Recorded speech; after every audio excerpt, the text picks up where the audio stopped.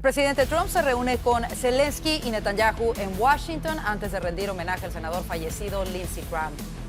Y el Departamento de Educación amenaza con retirar fondos a escuelas por ocultar transiciones de género de niños a los padres. Además, entra en vigor la nueva regla que permitirá enviar las solicitudes de asilo afirmativo directo a los jueces de inmigración, eliminando la entrevista previa con oficiales. Esto y más en Voz News, que comienza ahora.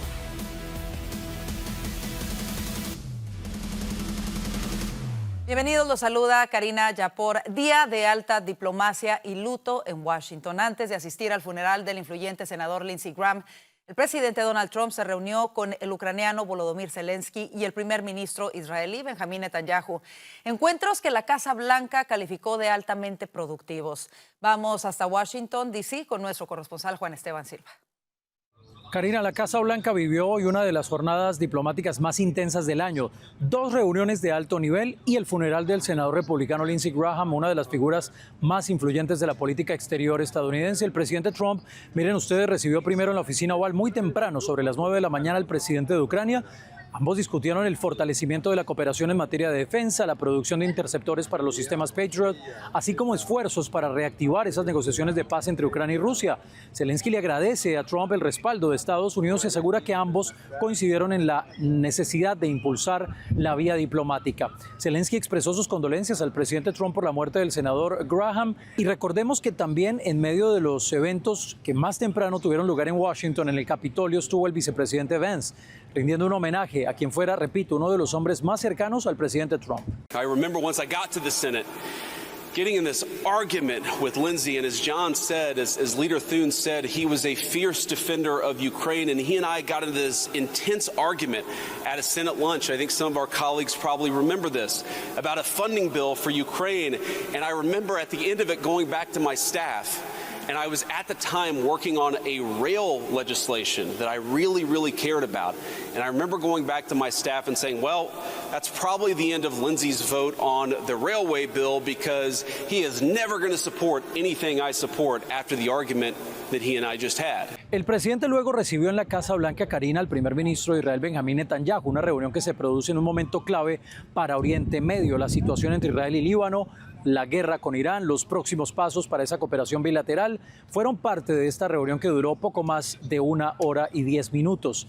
Las coincidencias de la visita, pues Karina, no es normal que 2 mandatarios estén en una misma jornada aquí en la Casa Blanca. Scripture tells us that blessed is the man who remains steadfast under trial, for when he has stood the test, he will receive the crown of life. For 71 years, Lindsey Graham was strong and steadfast. As a brother, a senator, a warrior, and a patriot, he withstood every last test, every single test that you can go through and every trial. And now he wears the crown of life in heaven. Y el funeral del senador Graham, pues obviamente reunió a líderes de los Estados Unidos, reflejando esa influencia que ejerció sobre todo en el tema de Irán, porque era una voz muy crítica del régimen de Teherán y para el hemisferio occidental fue un defensor de la libertad. Atacaba, por ejemplo, la manera en la que el régimen cubano ha oprimido a la gente por décadas. La jornada concluyó con el presidente Trump participando también en esos homenajes al senador Graham. Un día muy intenso para la Casa Blanca en la que Ucrania y también la situación con Israel, Irán, Medio Oriente en general, pues ocuparon la primera plana del debate. Vuelvo contigo, Karina. Gracias, Juan Esteban, por ese reporte. Y antes de que sigamos con la información, tómese un minuto, vaya a nuestro canal de YouTube, @VozMedia. Suscríbase y active las notificaciones en la campanita como la que aparece en pantalla. Más del 50% de quienes nos ven a través de YouTube no están suscritos a nuestro canal. Recuerde que suscribirse es gratis y de esta manera nos ayuda a seguir trabajando para usted. Vamos ahora sí con más información, y es que las declaraciones de la copresidente de los Socialistas Democráticos de América, Megan Romer, en Fox siguen desatando una ola de duras críticas por parte de los republicanos. Romer confirmó sus planes para desmantelar instituciones clave como el abolir el Senado, la Corte Suprema y eliminar progresivamente las cárceles y las fronteras. Ante esto, el presidente de la Cámara de Representantes, Mike Johnson, reaccionó enérgicamente afirmando que el comunismo ya no es una amenaza lejana, sino que está en suelo estadounidense, y acusó a los demócratas de darle la bienvenida. Por su parte, el líder de la mayoría republicana, Steve Scalise, advirtió que la influencia del grupo avanza por todo el país de la mano de figuras como Bernie Sanders, alertando que estas ideas radicales podrían llegar pronto a cualquier comunidad. Y escuche esto, el Departamento de Educación amenazó con retirar los fondos federales a 2 distritos escolares de Maryland y Michigan, acusándolos de ocultar a los padres la transición de género de sus hijos menores de edad. Las autoridades federales sostienen que las escuelas de estos condados de Anne Arundel y Ann Arbor violaron la ley FERPA, que garantiza el derecho de las familias de revisar los expedientes estudiantiles. Según la investigación conjunta con el Departamento de Justicia, el Distrito de Maryland clasifica la identidad de género como información médica confidencial para restringir el acceso a los padres, mientras que el de Michigan instruye a los maestros a ocultar el estatus transgénero de los alumnos en archivos separados. Ambos distritos enfrentan ahora posibles demandas judiciales y la pérdida total de su financiamiento federal. ¿Qué le parece? Y la encuesta más reciente del Texas Public Opinion Research sobre la contienda por el Senado de Estados Unidos en el estado de Texas muestra al demócrata James Talarico por delante del republicano Ken Paxton por 5 puntos de diferencia. Esta es la mayor ventaja que Talarico haya registrado en cualquier encuesta pública desde el inicio de la elección general. Vanessa Vallejo nos cuenta cómo avanza esta importante contienda. Vanessa. Aunque la contienda entre James Talarico y Ken Paxton por un asiento en el Senado hasta ahora ha estado muy empatada, esta semana una nueva encuesta muestra al demócrata con 5 puntos de ventaja sobre Ken Paxton. Esta es la ventaja más grande que haya alcanzado Talarico desde que empezó esta carrera. Según una encuesta del Texas Public Opinion Research, el demócrata James Talarico lidera con 45% de la intención de voto, seguido por el republicano Ken Paxton con 40%. El candidato libertario Ted Brown obtiene un 1%, mientras que 14% de los votantes permanecen indecisos.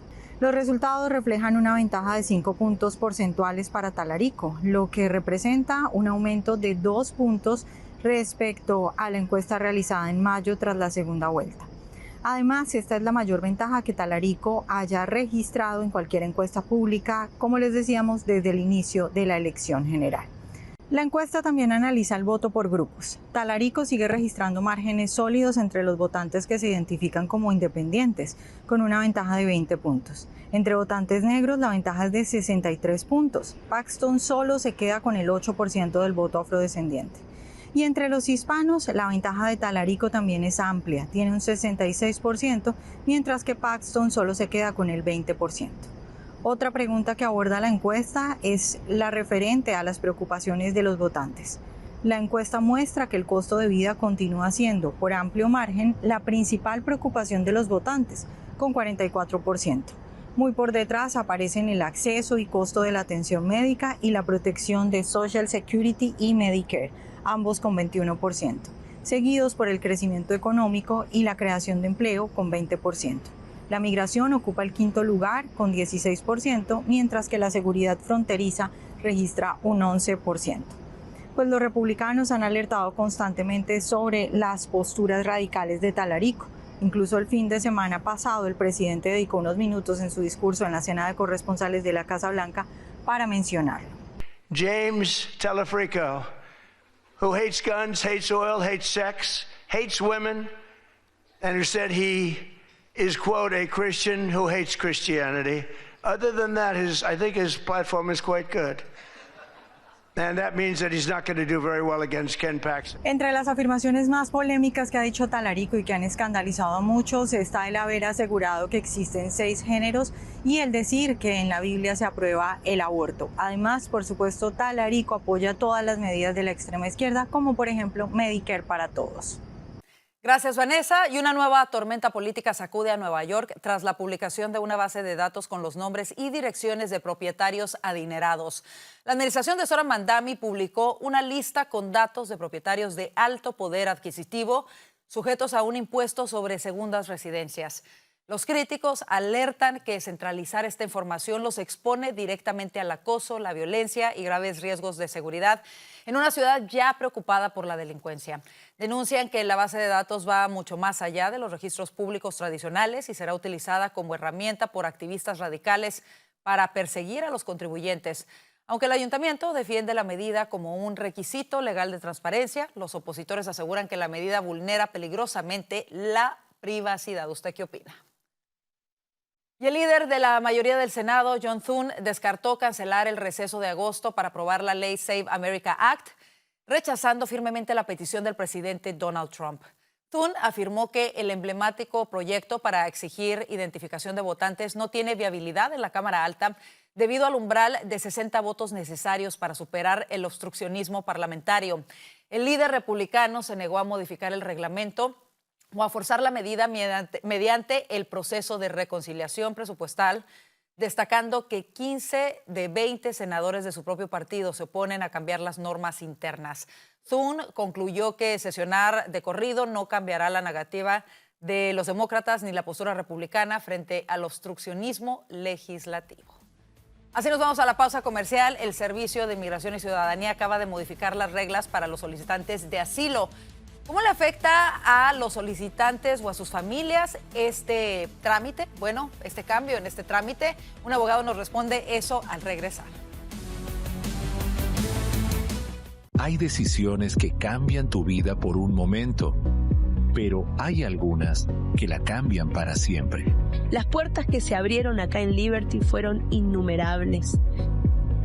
Todo cambió cuando crucé esas puertas. No lo sabía entonces, pero estaba entrando en mi propósito.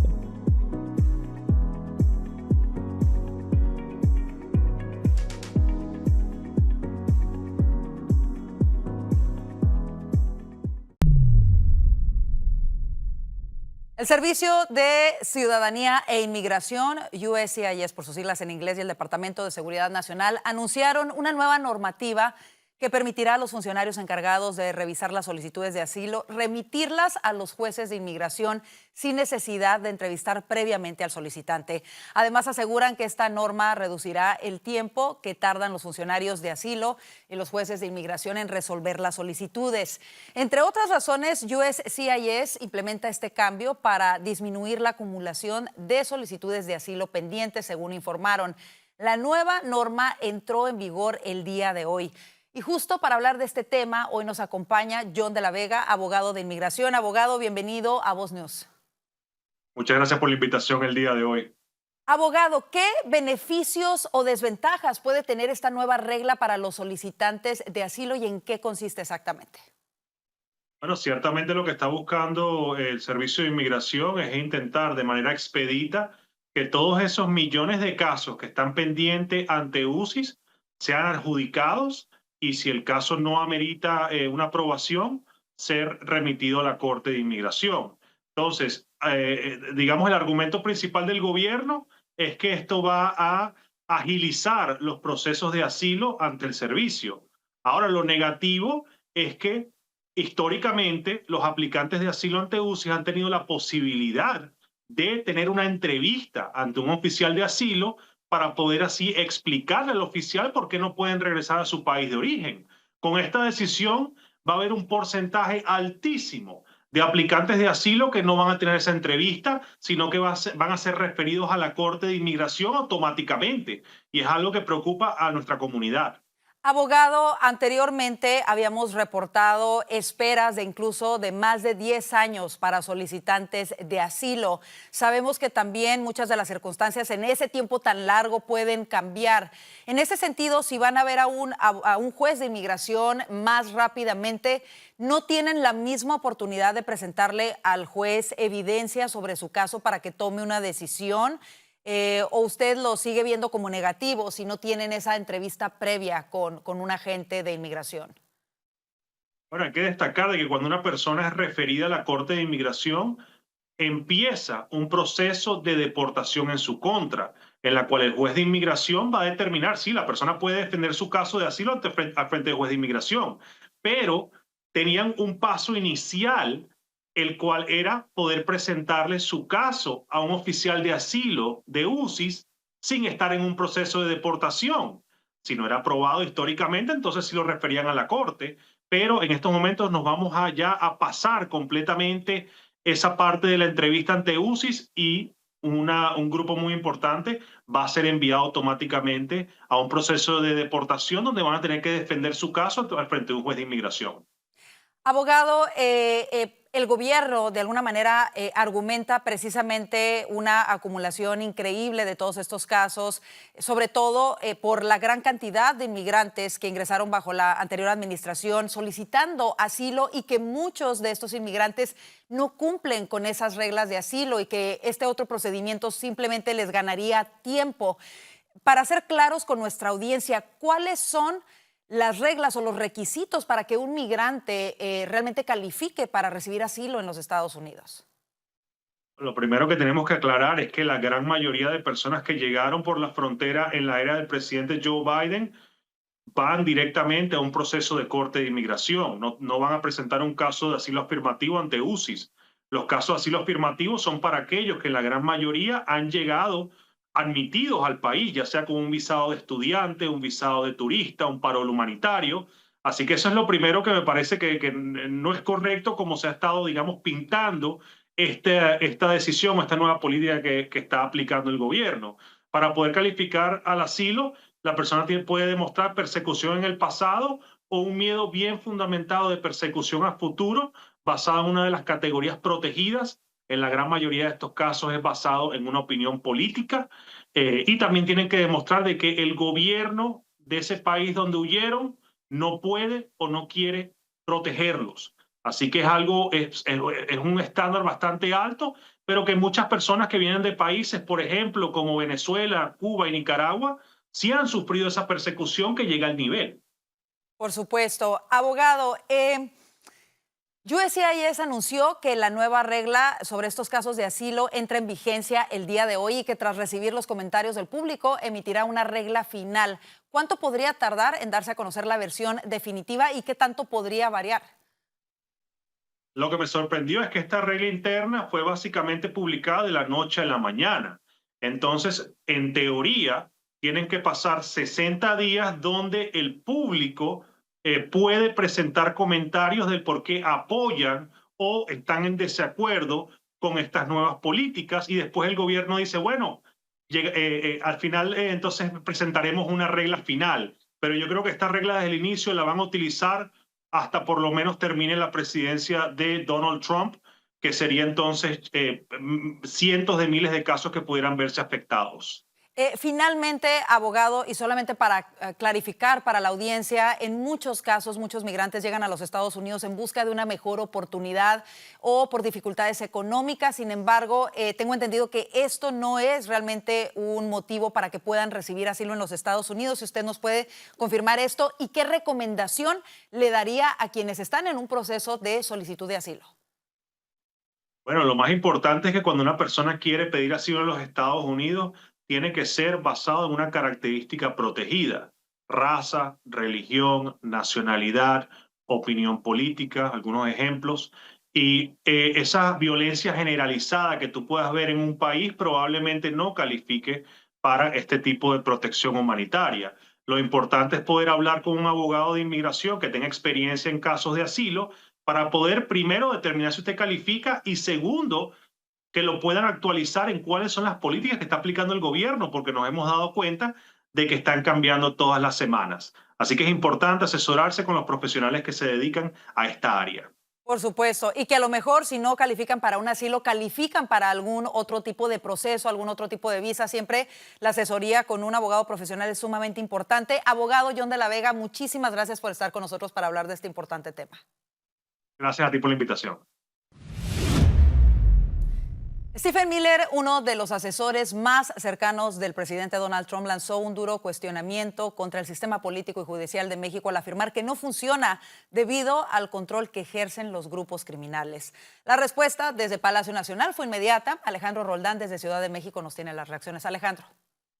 Karina, te saludo con gusto. Y tras las declaraciones del asesor de Seguridad Nacional de los Estados Unidos, Stephen Miller, quien afirmó que la persistencia de homicidios, extorsiones y secuestros a manos de organizaciones criminales demuestra que, según su postura, que el sistema político y judicial mexicano no funciona. Recalcó que los grupos criminales ejercen el control en este país, por lo que la presidenta Claudia Sheinbaum fijó postura al respecto. No vamos a entrar en debate. Hay buena coordinación y saben que nosotros, México gobierna el pueblo, no gobierna nadie más. Sheinbaum ha sostenido en distintas ocasiones que Estados Unidos también debe enfrentar sus propios desafíos, particularmente el consumo de drogas entre su población. Aseguró que la estrategia de seguridad está dando resultados gracias a la coordinación con Washington y subrayó que México no debe de ser utilizado como tema en las campañas políticas estadounidenses previas a las elecciones del mes de noviembre. Digo, hay campaña porque hay elecciones en noviembre en Estados Unidos. Siempre hemos dicho que México no debe ser el elemento de definición de su campaña, porque tiene que ser el propio Estados Unidos. Sin embargo, en los últimos días, un grupo criminal se atribuyó el asesinato de al menos 10 personas en el estado de Zacatecas. A esto se suman los cargos presentados por la Fiscalía del Distrito Sur de Nueva York contra el gobernador de Sinaloa, Rubén Rocha, y otros 9 funcionarios y exfuncionarios a quienes se les acusa de presuntos vínculos con organizaciones criminales. También han salido a la luz audios de la gobernadora de Baja California, Marina del Pilar. El más reciente habla sobre la contratación de un exagente del FBI como asesor para atender asuntos legales en Estados Unidos.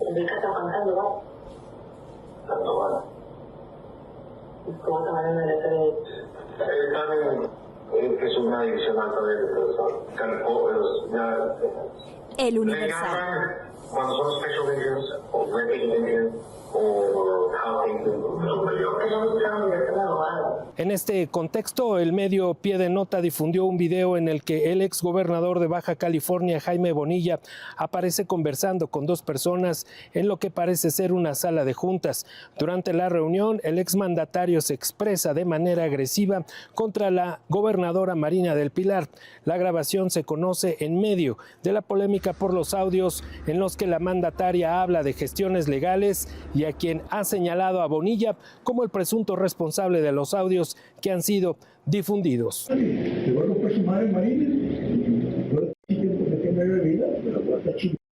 Esta es la información desde la Ciudad de México para Voz News, Alejandro Roltán. En más información, Keiko Fujimori asumió este martes el cargo como presidente de Perú tras jurar en una ceremonia en el Congreso con el reto de enfrentar el auge del crimen organizado y una grave inestabilidad política. La administradora de 51 años ganó la elección en junio por menos de 50,000 votos frente al izquierdista Roberto Sánchez, luego de perder 3 balotajes consecutivos previos. Hija del expresidente Alberto Fujimori, su victoria supone el retorno del Fujimorismo al poder, un movimiento populista que oscila entre el conservadurismo y el liberalismo. Desde 2016, el país de 34 millones de habitantes tuvo 8 presidentes, la mayoría de ellos destituidos o empujados a renunciar por el Congreso, donde el fujimorismo ha sido una fuerza importante. Hola, ¿qué tal? Soy Gustavo Vargas. Al terminar el noticiario con Karina, quédate conmigo. Tengo una entrevista exclusiva con Steve Hilton, candidato a gobernador de California, y nos va a dar los 10 mandamientos urgentes que tiene que tomar en cuenta California para regresar a ser el estado dorado. No se pierda la voz de Gustavo Vargas y no se pierda el panel. Quédese, ya vienen nuestros analistas. Si vives con diabetes tipo 2, lo último que necesitas es otra factura costosa. Con Voz Salud tienes atención médica ilimitada, laboratorios con descuento y medicamentos gratis, incluyendo insulina, para que puedas cuidar tu salud sin afectar tu bolsillo. Todo desde solo $1 al día. Visita salud.voz.us y toma el control de tu salud.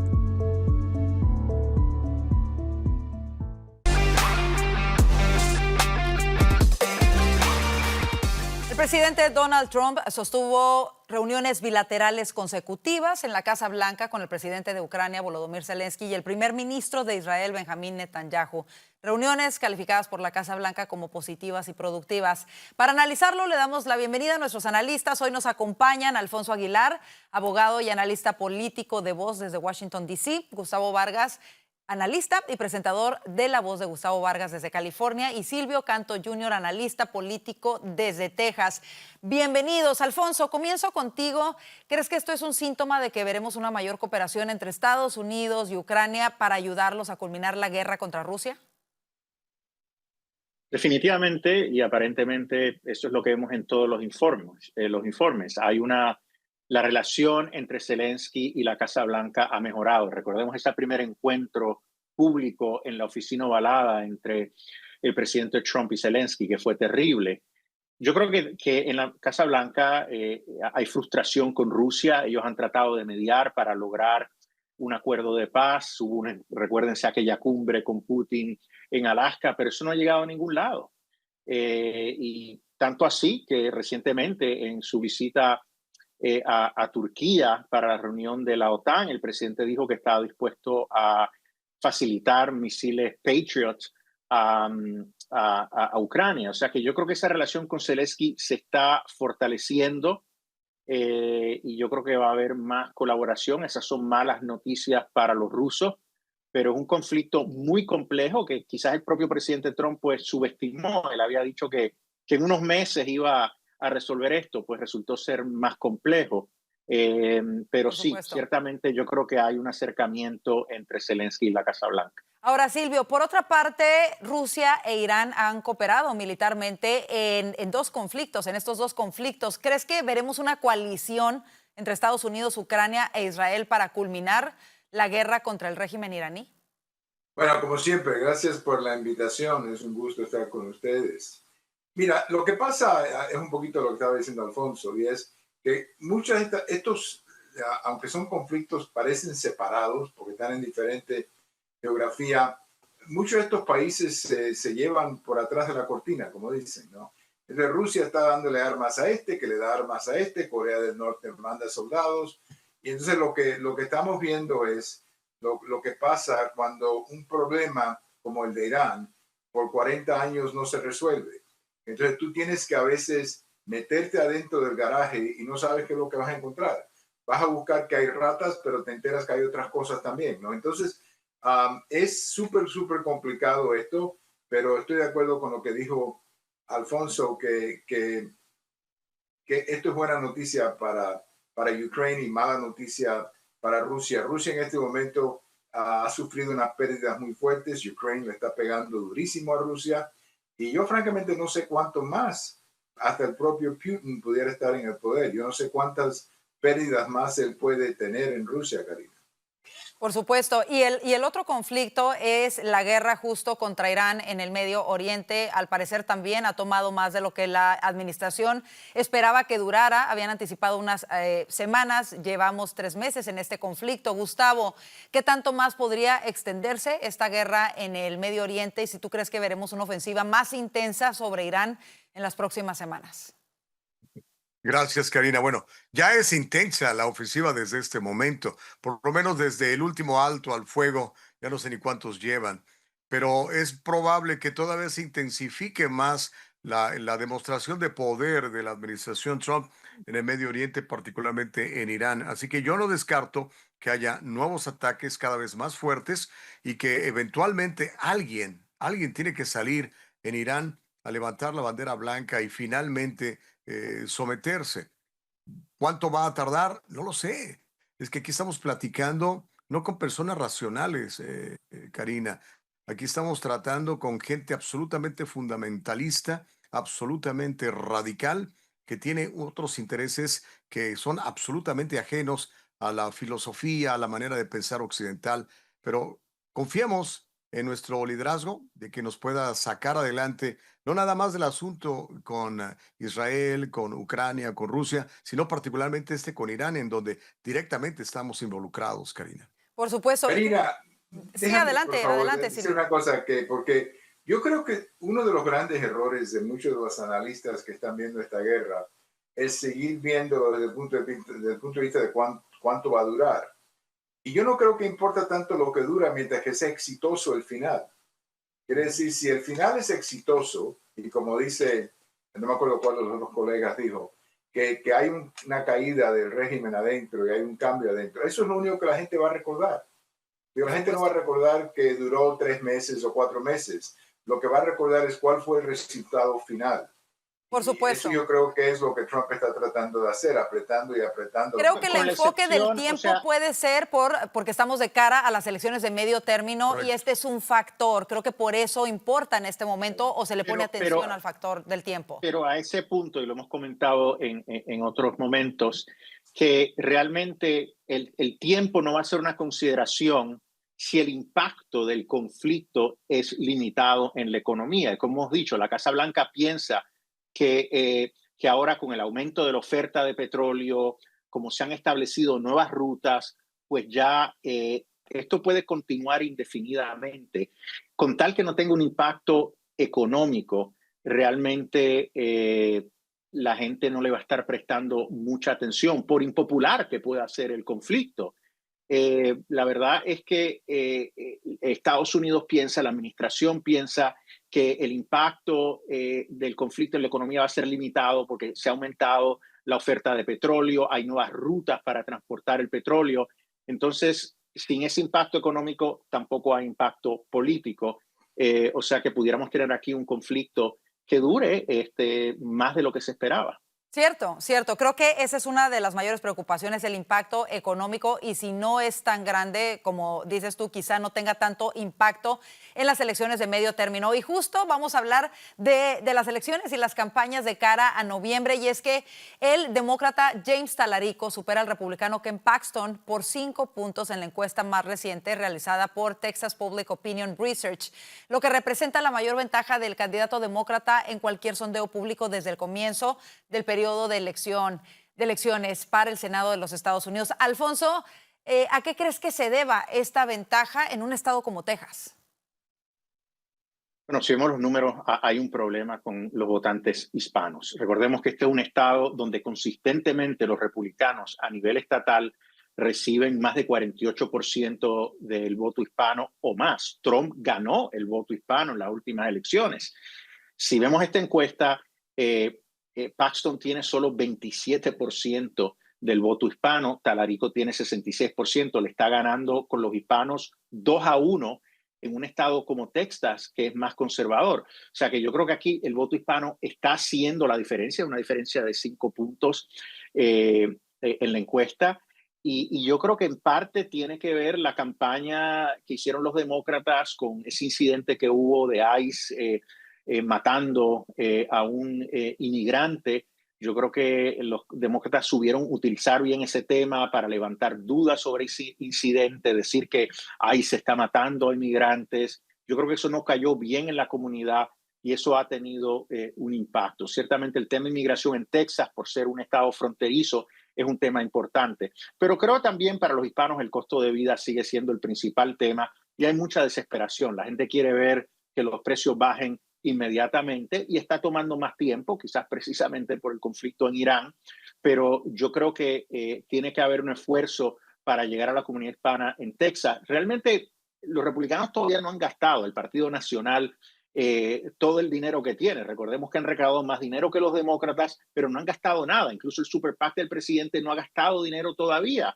Yo creo que después del fin de semana de Labor Day, del Día del Trabajo, vamos a empezar a ver el gasto de los republicanos y vamos a ver más anuncios y yo creo que la dinámica va a cambiar y yo creo que ahí los números de Paxton pues deberían mejorar. Y la pregunta es si esa es una buena estrategia. Yo creo que eso lo vamos a ver, si ha sido una buena estrategia, el guardar todo este tiempo los recursos y entonces intensificarlos a partir de septiembre. Ahora, Silvio, ¿qué fortalezas y debilidades ves tanto en Talarico como en Paxton?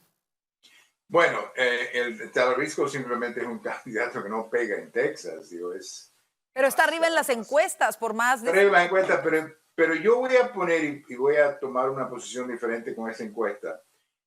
Esa encuesta es muy difícil de entender y te voy a explicar por qué.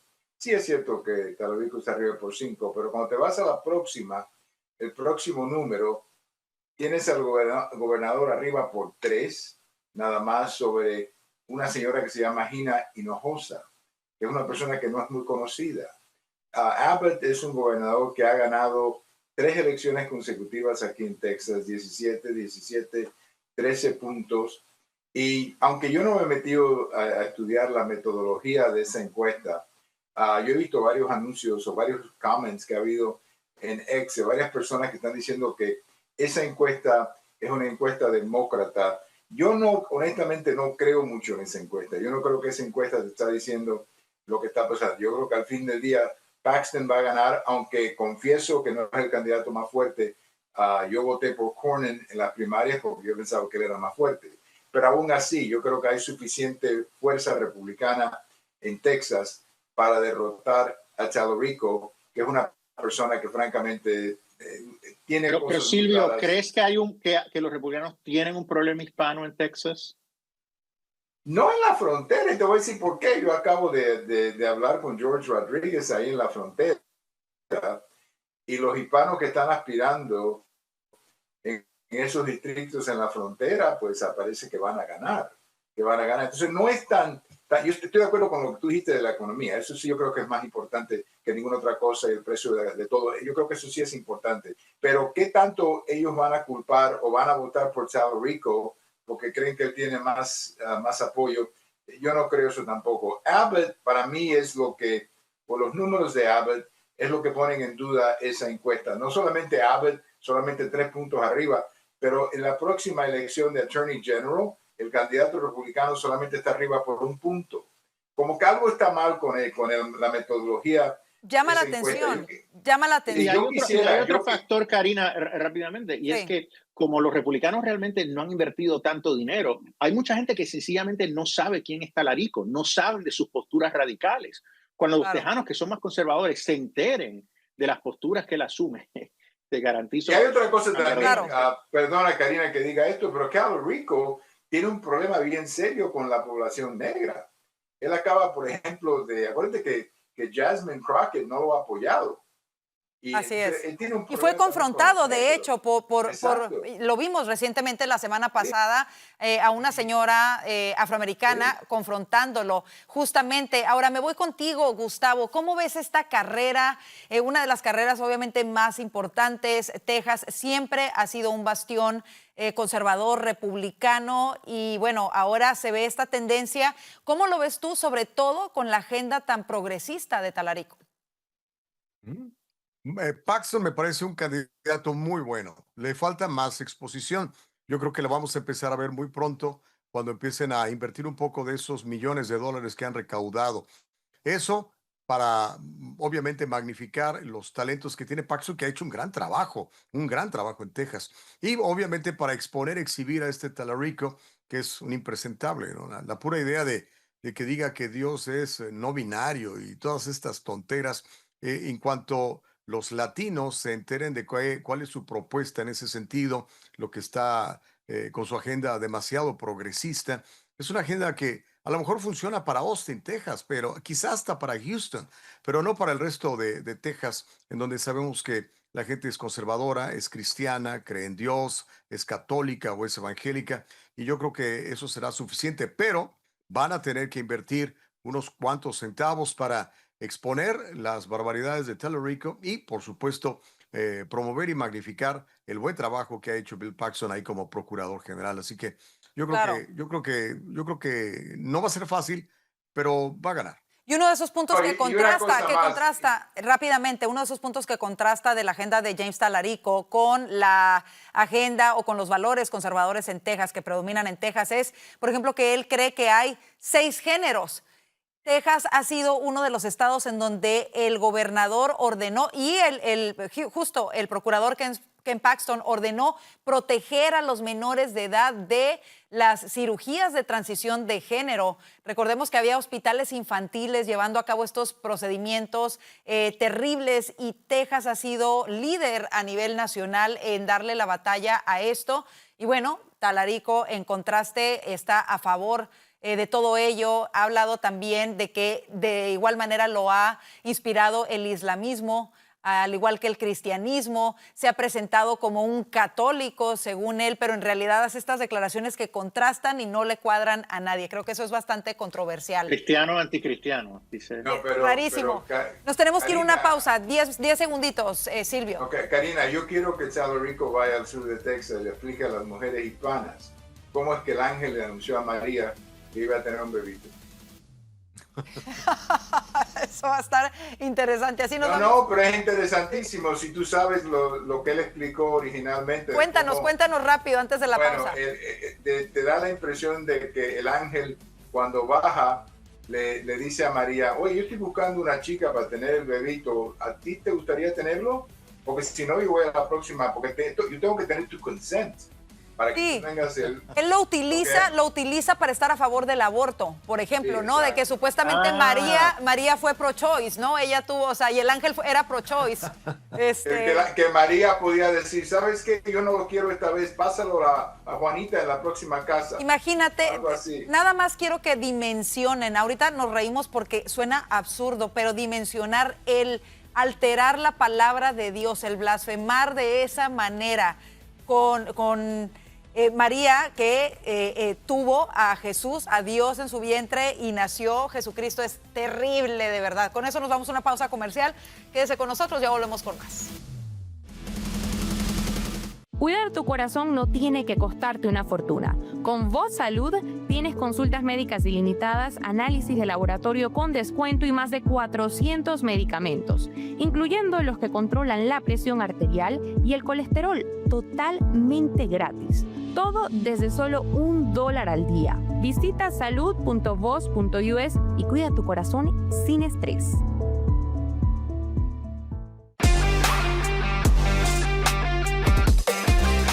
El subjefe de gabinete de la Casa Blanca, Stephen Miller, afirmó que el sistema judicial político y legal de México no funciona debido al control territorial que ejercen los cárteles del narcotráfico, organizaciones a las que acusó de representar una amenaza para la seguridad de los Estados Unidos. Regresamos con nuestros analistas. Alfonso, al señalar que los cárteles buscan desestabilizar a los Estados Unidos, ¿crees que la administración está preparando el terreno político para tomar medidas más fuertes y más severas en la frontera y en su relación con México? Sí, yo creo que sí, es innegable. O sea, aquí estamos viendo un cambio en la relación con México. Si por mucho tiempo hemos tolerado la impunidad en México, y lo que dice Miller no es algo que a nosotros nos sorprenda, o sea, yo creo que todos lo aceptamos. Lo que pasa es que Estados Unidos era muy cuidadoso y no quería decirlo públicamente. Esta administración ya lo está diciendo públicamente. No es solo Miller, recordemos que hace unas semanas el director de la DEA hizo comentarios similares. Entonces yo creo que esto es un reconocimiento de algo que, fíjate, desde Barry McCaffrey, se recuerdan que el drug czar de Bill Clinton, que había dicho que México se estaba convirtiendo ya en un estado fallido, estamos hablando de hace 30 años, pues evidentemente en las pasadas décadas ya era un estado fallido, pero nosotros no lo queríamos decir públicamente esperando que las cosas cambiaran. Las cosas no han cambiado porque ya se dirige en esa dirección y además llega Morena, ¿no? Que aparentemente lo que quiere es fortalecer esos vínculos con el crimen organizado. Entonces yo creo que Estados Unidos ya lo está diciendo claramente. Es un estado fallido y es un narcoestado. Por eso la democracia no funciona en México. Ahora, aquí es fuerte. ¿Y a qué pudiera llevar eso, verdad? Pudiera decir, bueno, si es un narcoestado y nos están enviando droga, nos están atacando, pues nosotros podemos responder. Y eso puede abrir las puertas a un sinnúmero de cosas. Ahora, aquí hay algo que preocupa también, y es que justamente Morena logró realizar recientemente una modificación a la Constitución mexicana para que se incluya el poder anular elecciones si se decreta que hubo injerencia extranjera. Recordemos que recientemente la presidenta de México, Claudia Sheinbaum, y su gobierno han calificado las investigaciones a funcionarios mexicanos por parte de Estados Unidos como posible injerencia. Lo mismo con la sustracción del Mayo Zambada. Le estaban reclamando a Estados Unidos, decían que podía ser un acto de injerencia. ¿Crees que se está preparando el terreno, Gustavo, en México? Escuchábamos también que esta medida podría entrar en vigencia tan pronto como el próximo año. ¿Crees que si Estados Unidos continúa con la presión sobre el gobierno mexicano para el combate al narcotráfico, la reacción del gobierno mexicano podría ser eliminar las próximas elecciones bajo el argumento de injerencia extranjera? Wow. Piensa mal y acertarás, decía mi padre, en paz descanse. Pues no sería descabellado ni pensarlo, ni por supuesto que llegue a suceder. Ahora, lo veo difícil de que se llegue a implementar. ¿Por qué? Pues tenemos una frontera muy grande con los Estados Unidos de América y obviamente tenemos el Tratado de Libre Comercio y tenemos los aranceles y obviamente tenemos un poderío militar muy fuerte en los Estados Unidos, incomparable con cualquier otra fuerza del mundo. Entonces, desde ese punto de vista, lo veo difícil de implementar, pero eso no quiere decir que el Movimiento de Regeneración Nacional o Morena no vaya a querer intentarlo, pero yo creo que no va a llegar el agua al río ni van a llegar las piedras a golpear tan fuerte. Yo creo que esto se va a ir moderando y eventualmente la actual administración de la señora Sheinbaum va a tener que doblegarse y entregar a más líderes de carteles que están metidos en su administración, desde gobernadores hasta quizás secretarios de Estado. Pero pues todo puede suceder, Karina. Esperamos que no sean las consecuencias tan graves como estas de cancelar unas elecciones para simplemente seguir con el poder, el control y sobre todo el narcocontrol, Karina. Silvio, ¿cómo lo ves tú?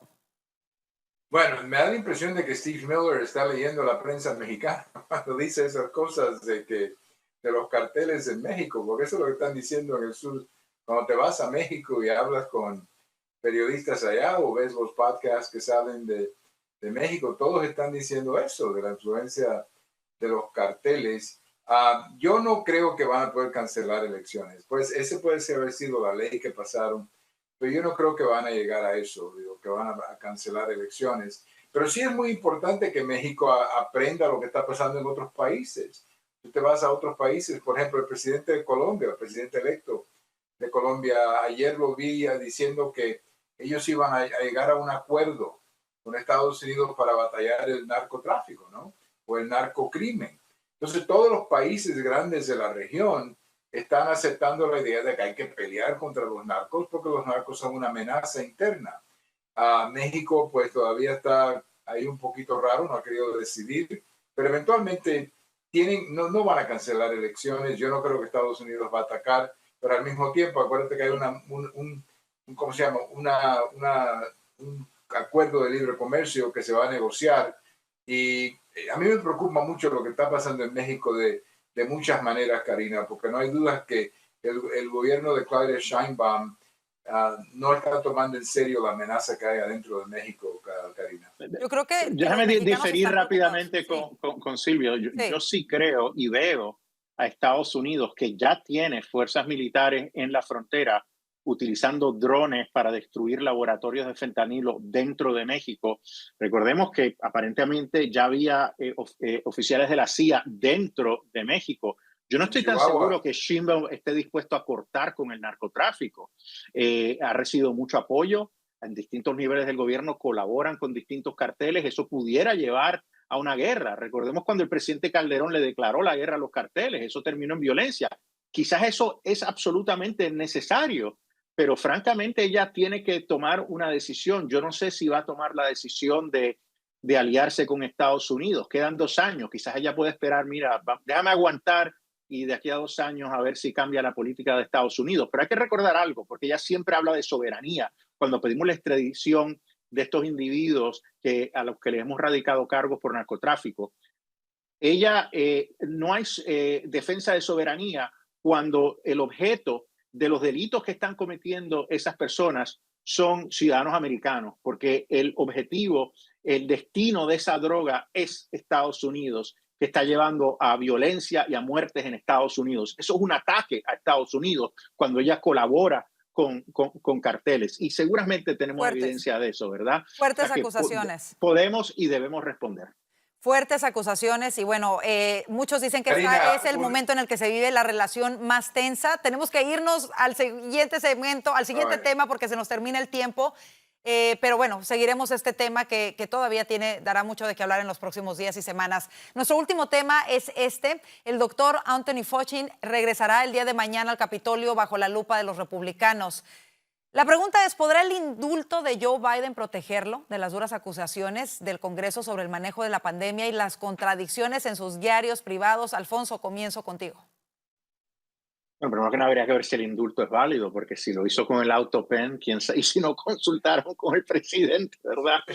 Pero debo decir que, mira, mañana va a ser un espectáculo de esos que hay que ver la televisión, verlo en vivo, porque ese enfrentamiento entre Rand Paul y Fauci va a ser fantástico, sobre todo a la luz de este diario que de alguna manera lo consigue Rand Paul. Y el diario es explosivo, aunque tengamos periódicos como el New York Times tratando de decir que no prueba nada. Primero que nada, demuestran un hombre que es un megalómano. O sea, este hombre estaba obsesionado consigo mismo. Él dice, me estoy convirtiendo en un international celebrity. O sea, habla de sus amistades con Barbara Streisand. O sea, es un hombre que tiene un ego enorme. Sí, en Pero medio de la emergencia hablaba de las portadas en las que estaba saliendo y tú te preguntas cómo, siendo la voz sonante y cantante en una emergencia donde están muriendo cientos de miles de personas, te puede preocupar eso. Ahora, la pregunta aquí para ti, Alfonso, básicamente, que me parece importante, es que James Comer le advirtió a Anthony Fauci que el indulto de Biden no lo protegerá si le miente al Congreso. Él ya había estado y había sido cuestionado. ¿Podremos ver un cambio en sus declaraciones? Sí. Bueno, va a tener que ser muy cuidadoso porque efectivamente el indulto lo cubre hasta el momento del indulto, porque fue muy amplio. Pero ahora, si él comete perjurio en esta audiencia, pues ya es un nuevo delito. Entonces tiene que tener mucho cuidado porque la pregunta es sencilla. O sea, él nos dijo a todos nosotros, recordemos, que él no había tomado la decisión de cerrar las escuelas, que él no... Y ahora vemos en el diario que él dice, yo convencí al alcalde de Nueva York a cerrar la escuela, yo convencí a Newsom a que cerrara la escuela. Es un mentiroso y llevó a que una generación entera se viera afectada educativamente, psicológicamente, y después mintió públicamente. O sea que va a tener que tener mucho cuidado porque el potencial de perjurio en esta vista es muy grande, porque claramente nos estaba diciendo algo públicamente en esas entrevistas en las que participaba, y privadamente él estaba haciendo otras cosas. Sí, gravísimo lo que queda expuesto con esto. Ahora, Gustavo, ¿podrán los republicanos capitalizar políticamente estas contradicciones de los diarios de Fauci para desgastar su credibilidad y la credibilidad de los demócratas que lo apoyaron y lo han protegido hasta el último momento? Deberían, tienen el arca llena de dinero en ese momento. Hablábamos hace rato de la campaña con Paxson y Tellerico. Puede ser una situación muy similar acá. Simplemente hay que exponer, hay que recordarle a la gente todas las tonteras que nos dijo este señor, cuya nariz es todavía más grande que su ego. Impresionante lo que nos decía. Póngase una mascarilla, ahora póngase dos. Va a hacer el amor con su esposa, póngase otra mascarilla más. Y luego quítesela porque no sirve. Y luego tantos pies de distancia y todas las tonteras que por tanto tiempo nos dijo durante esta emergencia sanitaria en la que nos encerraron prácticamente a todos en los Estados Unidos, excepto Dakota del Norte, creo que fue el único estado que no cerró. Entonces, yo creo que es cuestión nada más de recordarle a la gente, no hace mucho de esto, hace 6 años, 5 años, 4 años y medio, es cuestión de traerlo a la palestra. Y bueno, a tratar de demostrar que ese autopen fue el que firmó el perdón presidencial para este mal presentado amigo, o simplemente a esperar a que caiga en la trampa que algunos senadores le estarán presentando y que su ego sea tan grande que le impida ver la realidad y termine ahora sí que tropezando sobre sus propias palabras para que incurra en este delito de perjurio. Creo que aquí lo grave es que incluso sus declaraciones nunca han sido claras sobre el origen de esto que ocasionó la muerte de millones de personas en el mundo, cientos de miles de personas en Estados Unidos, tantas familias que no pudieron despedirse de sus seres queridos. Terrible. Cerramos Pero rápidamente. Incluso en ese tema, en el diario, él reconoce que pudo haber surgido del laboratorio cuando públicamente él subestimaba esa posibilidad, diciendo que había salido del vampiro, del mono, yo no sé de dónde había salido. Así es. Pero cerramos contigo rápidamente, Silvio. El haber indultado a Fauci antes de cualquier investigación penal demuestra de alguna manera que Biden sabía que no se manejó correctamente la pandemia. Bueno, yo creo que sí, ¿no? Pero digo, quién sabe si se puede hacer eso. Pero lo único positivo que Fauci hizo en estos diarios que él escribió es que él dijo que era un fanático de los Yankees. Si se hubiera quedado ahí, y no hubiera escrito una palabra más y simplemente hubiera dicho que los Yankees, y hubiera escrito páginas y páginas sobre todos los campeonatos que el equipo ha ganado, si hubiera hecho eso no tuviera bronca. A mí lo que me parece impactante es ver cómo funcionarios con un poder tan grande como lo tenía este señor podían decirnos una cosa públicamente y en su corazón y en su experiencia pensar todo lo contrario, y que esas medidas en realidad pues tuvieron consecuencias en tantos millones de personas. Me parece terrible, triste, de verdad. Ojalá se investigue y se llegue hasta las últimas consecuencias, y los responsables ojalá pues tengan que pagar, paguen de alguna manera. ¿Y dónde están todos sus defensores, verdad? Que decían que era el hombre de la ciencia. Así es. Se nos terminó el tiempo. Como siempre, un gustazo tenerlos con nosotros. Gracias, Silvio Canto Jr., Gustavo Vargas y Alfonso Aguilar, por estar en el panel de Voz News. Gracias a usted por su sintonía. Antes de despedirnos, vaya a nuestro canal de YouTube, @Voz Media. Suscríbase, comparta nuestro contenido. De esta manera podemos seguir trabajando para usted. Que tenga una excelente noche y, si Dios lo permite, le esperamos mañana. Bendiciones.